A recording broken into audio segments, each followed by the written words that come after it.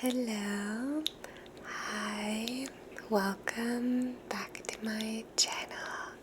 If you're new here, welcome. I am lulling Lisa, hoping to lull you into a state of relaxation or sleep through ASMR.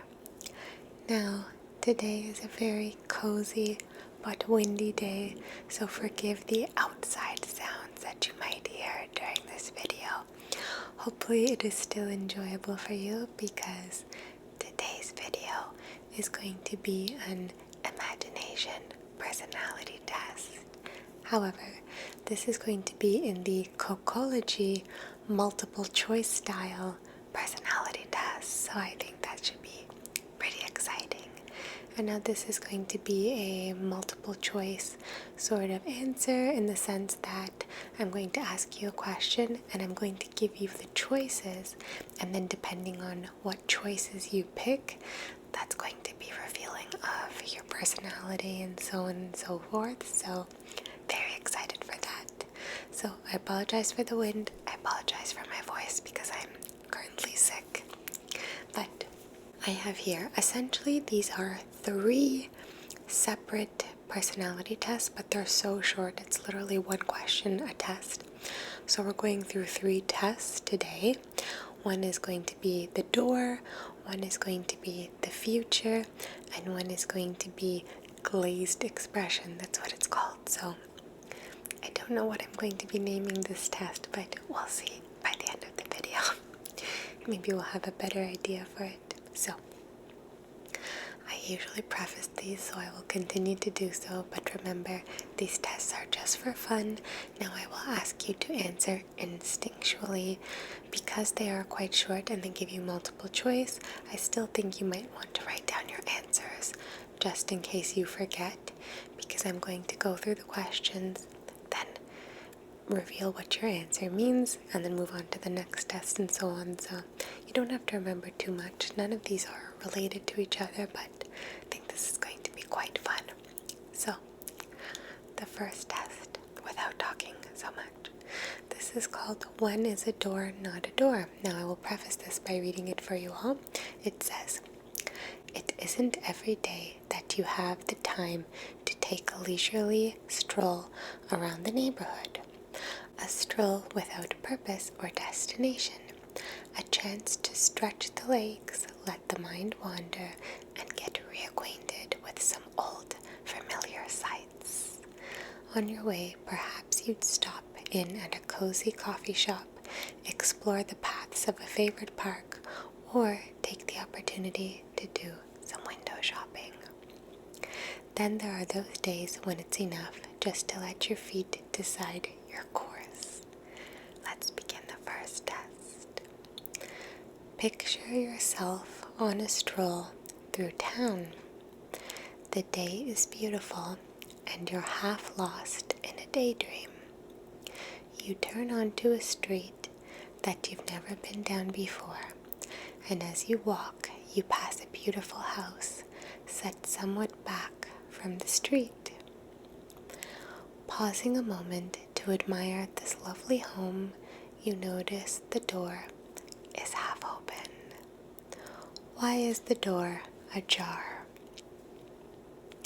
So I will repeat a little bit. It's a beautiful day.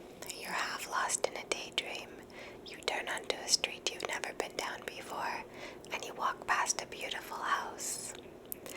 Passing a moment to admire the home, you notice the door is half open. Why is the door half open? Here are your 3 options, okay? So unlike the tests where you decide, this is going to decide for you, but you're going to pick between 3. 1, the house is being burglarized. 2, the owner forgot to close the door. Or 3, the owner is inside sweeping out the entranceway. So 3 options. 1, the house is being burglarized. 2, the owner forgot to close the door. Or 3, the owner is inside sweeping out the entranceway. What answer did you pick for why the doors open to this beautiful house. Now, right away, we're going to find out what this means, and I will reveal my answers as well before we move on to the next test. See, we're doing things differently because these are 3 small tests. Okay. It says the key to this is doors have a twofold significance. They may be passageways, but they can be barriers as well. In particular, the front door of a house represents the first line of defense.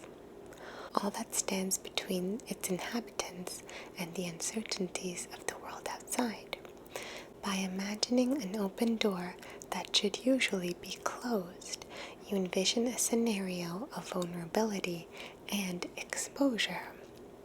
On a subconscious level, the reason you imagined for the door being open is linked to the ways that you leave yourself opened and expose your own weaknesses to others. Juicy. Okay, let's find out what it means.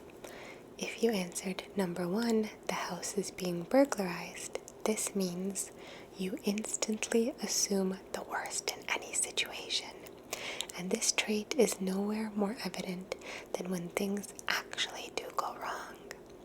You never get flustered in a crisis, but only because you're much too busy panicking. So the next time disaster strikes, it's important to keep a clear head and remember to take a few deep breaths first and count to 10. Then you can faint. So, did you say number 1, the house is being burglarized? Number 2, if you chose, the owner forgot to close it, that's what I chose.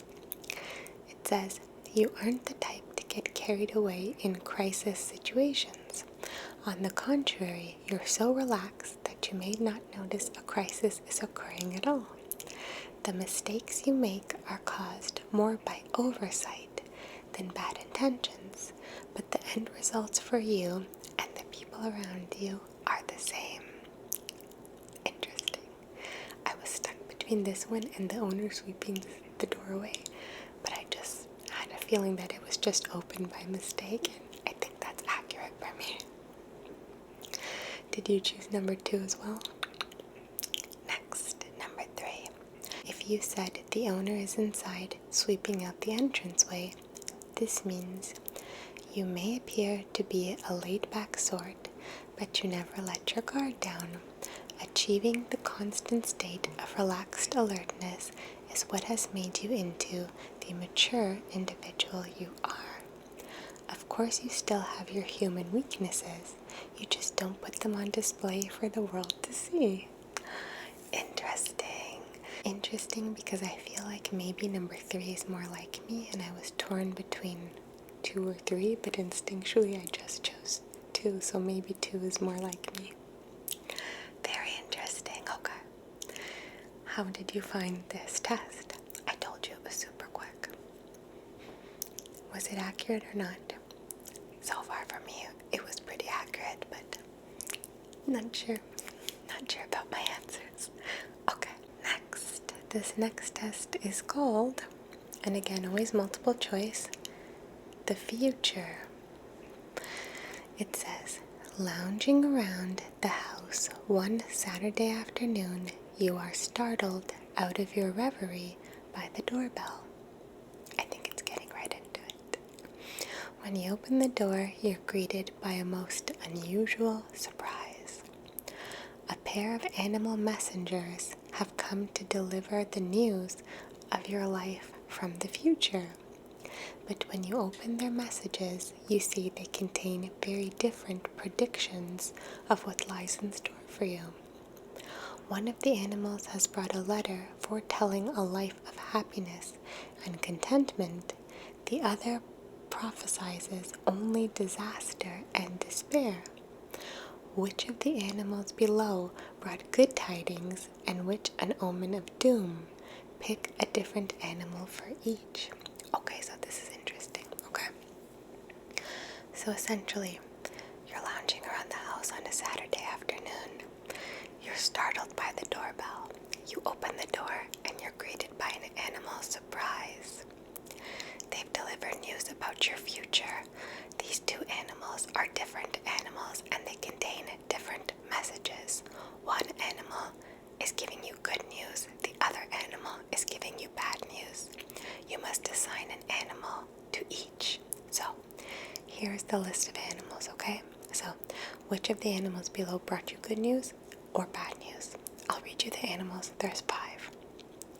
Tiger, dog, sheep, parrot, tortoise. So, a tiger, a dog, a sheep, a parrot, or a turtle. So, which of these animals of the 5, which one brought you good news and which one brought you bad news? I'm going to say the dog is bringing me good news, because how could a dog not? And I'm going to say maybe the parrot is bringing me bad news. I don't know why I'm thinking parrot. I'm kind of stuck between tiger and parrot, but I think I just like tigers more, so I'm guessing parrot. I don't know. Okay. Let's see what this means. They prefaced this for you, so let's find out. For most people, the future is greatly influenced by their selection of a mate or life partner. The animal messengers in this scenario actually correspond to your own perceptions of the kinds of people likely to bring you joy and grief. Animals are rich and complex in psychological significance, with a range of positive and negative attributes and associations. In this scenario, the animal you chose as the bearer of the message of happiness represents the type of person you perceive as an ideal spouse, while the doomsdayer animal is the type you fear would drag you down into the depths. Oh, juicy. Okay. So I'm going to read each animal, and then I'm going to read the good prediction and the bad prediction for them so you can assign it accordingly to yourself. First is the tiger, which I almost chose. Good tidings. You see yourself happiest with an ambitious and powerful mate, possessed of an indomitable will to rule. So, you see yourself happiest with an ambitious and powerful mate, possessed of an indomitable will to rule. That's the good tidings for the tiger. The bad tidings is gloom and doom. You dread the prospect of a vain, tyrannical partner who struts around like a lord of the jungle and growls at any mention of sharing the housework. I will repeat. If you chose the tiger for bad, you dread the prospect of a vain, tyrannical partner who struts around like a lord of the jungle and growls at any mention of sharing the housework. These are funny. Next, the dog. What I chose for my good tidings, so let's find out. Good tidings. Unquestioning loyalty and absolute devotion are the things you seek most in your mate. Yes. Okay, I'll read that again. If you chose the dog for good tidings, unquestionable loyalty and absolute devotion are the things you seek most in your mate. Yeah, for sure. If you chose the dog as your bad tiding, it says, you are utterly incompatible with those who try to please everyone and fret over what others might be thinking. I will repeat. If the dog was the bad omen, you are utterly incompatible with those who try to please everyone and fret over what others might be thinking. Interesting. I find this very, very interesting. Okay. Next, the good tidings for the sheep. You see the key to contentment in a warm-hearted, nurturing spouse. That's cute. So, good tidings. You see the key to contentment in a warm-hearted, nurturing spouse. If the sheep was doom and gloom, it says, the bad thing, You fear winding up stuck with a boring homebody, content to spend each day grazing the same old patch of grass. So if the sheep was your bad omen, it says, you fear winding up stuck with a boring homebody, content to spend each day grazing the same old patch of grass. Next, the parrot, which I chose for the bad one. It says, good tidings. Nothing would suit you better than a talkative, fun-loving partner who knows how to make you laugh. So good tidings for the parrot. Nothing would suit you better than a talkative, fun-loving partner who knows how to make you laugh. Next, doom and gloom, the bad part of the parrot. No one could suit you worse than a chattering layabout with a severe allergy to work. That's funny that's the parrot, so I repeat, nothing could suit you worse than a chattering layabout with a severe allergy to work. Interesting, very interesting. So that was the parrot. Next, I'm going to read you lastly the tortoise or the turtle, however you call this little creature. The good tidings are, your match made in heaven is serious, dependable, and sure to be there in your hour of need. I repeat, the good tidings for the tortoise. Your match made in heaven is serious, dependable, and sure to be there in your hour of need. Now the doom and gloom of the tortoise. The prospect of a lifetime spent with a frustratingly slow-moving, slow-witted partner is your worst nightmare. I repeat, the prospect of a lifetime spent with a frustratingly slow-moving, slow-witted partner is your worst nightmare. Clearly, all of the good ones are so nice and all of the bad ones are so bad, but were they suited to you? Were your animals suited to you? I honestly think mine were. I think I really do pride loyalty and devotion in something that I could look for in a partner. You know, I don't tolerate any deceitful qualities by any means. I mean, for me, that would be the deal breaker that just ends things. So I really need to have a lot of trust and loyalty in my partner. Funny about the parrot, I was stuck between the tiger and the parrot, and I do think that both are very similar for bad qualities that I wouldn't like. Maybe even the tiger is more accurate, I don't know, but very fascinating. So what did you pick, and is it true? Did you find this to be true? I thought it was really accurate. Okay, next, and I should say lastly, this last personality test is called a glazed expression, I believe because it has to do with pottery, so glazing pottery, not anything else. So I'll read this to you and then we'll answer together. It says, arts and crafts class is almost a rite of passage in our society. A grueling test of the human spirit in which young initiates strive to force rubber cement, pipe cleaners, modeling clay, and paper mache to bend to their will. And few of us can claim to have managed to avoid the experience of creating an object, be it a ceramic mask, a napkin holder, or the obligatory ashtray, only to be confronted by the empty expanse demanding that you do something, anything, to decorate it. Interestingly phrased, okay. This is where the test begins now. A plain white coffee mug of your own design sits ready for the kiln and is staring at you in blank anticipation. You have chosen to use blue glaze now.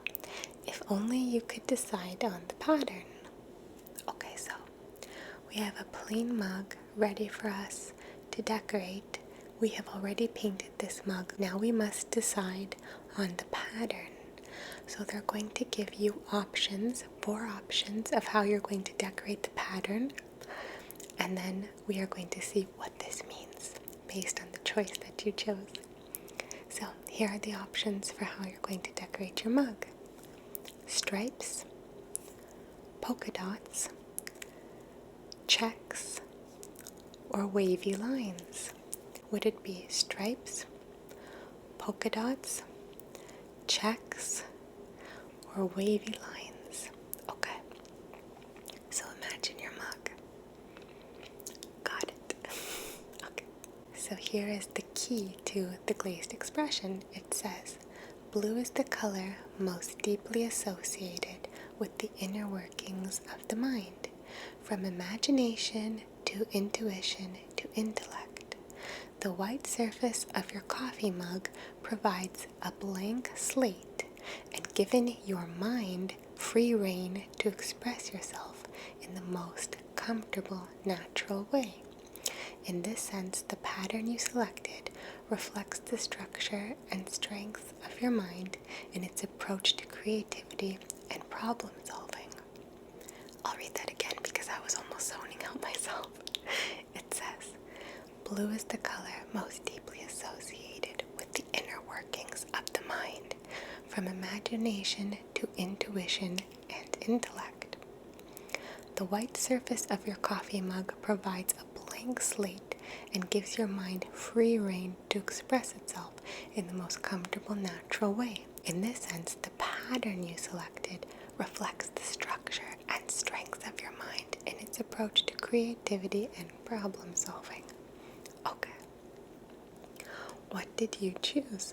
I chose polka dots. Let's read. Number 1. If you chose stripes, this means you favor a direct and clear-cut approach, making you a keen decision maker, able to resolve problems and put plans into action instantly. It is only natural that people perceive you as a leader and pillar of strength in difficult times. So I'll repeat that. If you chose stripes, this means that you favor a direct and clear-cut approach to making you a keen decision maker, able to resolve problems and put plans into action instantly. It's only natural that people perceive you as a leader and pillar of strength in difficult times. Next, polka dots. What I chose. It says, your strength lies in adaptive, artistic nature of your mind. This may make you appear to be a little offbeat, perhaps even eccentric to some, but you make a real contribution to the world as a creator with a unique vision. Is this true? I don't know. It says, okay. Polka dots. Your strength lies in the adaptive, artistic nature of your mind. This may make you appear to be a little offbeat, perhaps even eccentric to some, but you make a real contribution to the world as a creator with a unique vision. I can see this being true. I'll have to read the other ones, but I think this is definitely more accurate than stripes for me. Next, checks. If you chose checks, you excel at mastering the demands of the everyday, but in no way does that make you average or ordinary. Few people are able to organize their lives with such quiet efficiency, and the result of your efforts is that you always seem to have the time, wealth, and compassion to share with those in need. So, I will repeat. If you chose checks, like checkers, I assume, you excel at mastering the demands of the everyday, but in no way does that make you average or ordinary. Few people are able to organize their lives with such quiet efficiency, and the result of your efforts is that you always seem to have the time, wealth, and compassion to share with those in need. And lastly, waves, wavy lines. If you chose waves, your gift is in generating an atmosphere in which is easy and comfortable to feel and express love. It's not that you crave attention or affection, but people just naturally feel good about taking care of and supporting you. And all that goodwill has a ripple effect, touching the lives of those around you in subtle ways. Ask the people who know and love you. The world is a better place for your being in it. I almost chose waves. And this would have been nice, but I suppose it's not true. I guess I'm a polka dot person, but this says, I'll repeat. Your gift is in generating an atmosphere in which is easy and comfortable to feel and express love.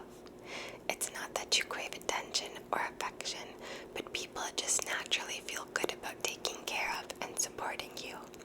And all that goodwill has a ripple effect, touching the lives of those around you in subtle ways. Ask the people who know and love you. The world is a better place for having you in it, or for your being in it. Goodness, I feel like the answers that I almost wanted to choose or was kind of thinking about, I would have ideally liked that to have been my answer for some of the questions. So that was interesting, but I do feel as though the answers that I chose were quite accurate for me. How did you feel about the tests? Was this accurate? Which test was the most accurate for you, and maybe which test was the most inaccurate for you? I would like to hear from you down below, because we did something new and we did 3 tests, but since they were so short and they were multiple choice, I decided to put 3 in 1. So none of them were related, but they are all Kokology multiple choice type personality tests, if you will. So now that we're at the end, once again, I apologize for my voice because I'm sick, and for the wind because it is so windy out. But this is my favorite area to film in. I just think it looks the nicest. So perhaps I will be filming another video elsewhere, as I just think the wind is getting worse and worse. But forgive me for that. Anywho, I hope that you enjoyed these personality tests. Remember, they're just for fun. If you didn't get the answer you wanted, that's okay. Hopefully, either way, this was a fun way to sort of take you into a new realm. I was actually thinking of doing a video where, because some of you say that you enjoy this test, not for the answers or anything, but you actually just like the journey. So I want your opinion if you stuck around this long. Would you like me to make a video where I sort of take you on like a meditative, scenic journey? So I just essentially have you imagine things, but it doesn't mean anything. It's just to relax you. Let me know, because I'm very curious, and I do think that would be a nice, like, relaxing ASMR style. Maybe I can film it in an even darker environment so that you're very relaxed, and who knows, it could even be very good for sleep or just stress relief or comfort, you know? I really like to close my eyes and imagine things. I love these personality tests. I find them so fun, but I also think that could be a good idea, so I do want your input. I remember once as kids going on this little, I don't know where we were, but I just remember that we were in this like room and we kind of had this guided meditation. So we were on these really comfy, like little, not really yoga mats, but kind of little mats, and they dimmed the lights. And they kind of just had us imagine things, like they're like, oh, there's an ocean and you can see the ocean nearby and the waves are crashing, and it was kind of just to relax us. And I remember as a kid just feeling so comfortable and so cozy in that experience. And I think some people even fell asleep, so I'm curious for your input. If you like that, I'll try to do something. Either I'll find something that's descriptive, or I'll just completely make it up. I think I could be good at doing that as well. So thank you for being here with me. My apologies for everything that is potentially wrong with this video, but hopefully you still enjoyed. I'm so happy to see you, and I really do hope that you could relax or just be entertained or comforted by these imagination personality type videos. These Kokology multiple choice tests are so fun, so glad to have you here with me. Until next time.